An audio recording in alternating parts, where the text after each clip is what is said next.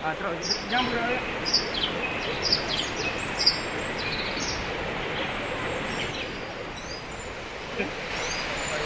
Sampai juga. Terus lah.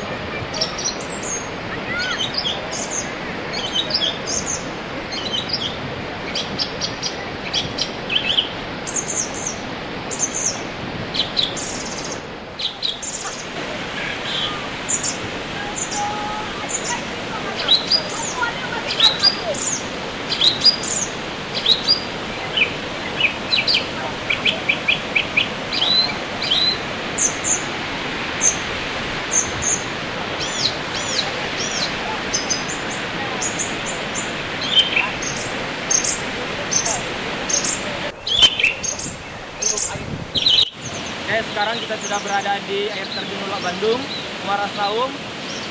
Ini sangat bagus untuk dijadikan objek wisata.